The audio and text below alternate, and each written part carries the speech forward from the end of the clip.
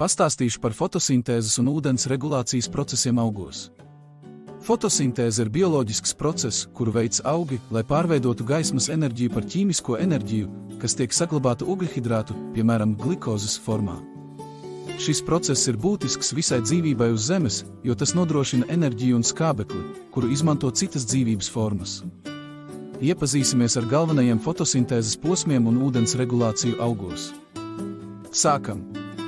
Augi uzņem ūdeni un minerālvielas caur savām saknēm no augsnes, un tas ir būtiski fotosintēzes procesam, jo tā tiek nodrošināts vajadzīgais ūdens un uzturvielu daudzums.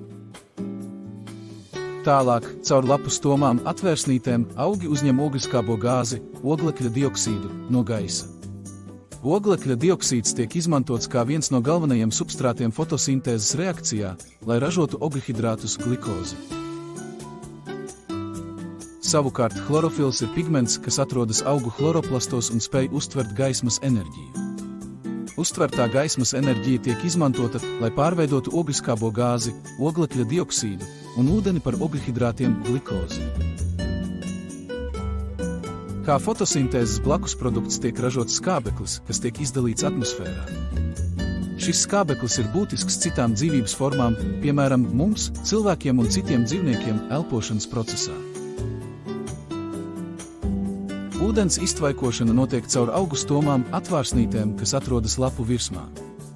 Iztvaikošanas procesā augi iztvaiko ūdeni, kas nodrošina ūdens un minerālvielu pārvietošanos no saknēm uz lapām. Iztvaicējot ūdeni no lapām, augi nodrošina barības vielu apriti organismā. Šis process arī palīdz regulēt auga temperatūru un veicina fotosintēzes efektivitāti.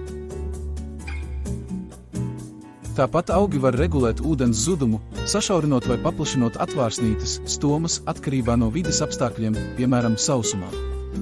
Tādā veidā palēninot vai pātrinot savus dzīvības procesus.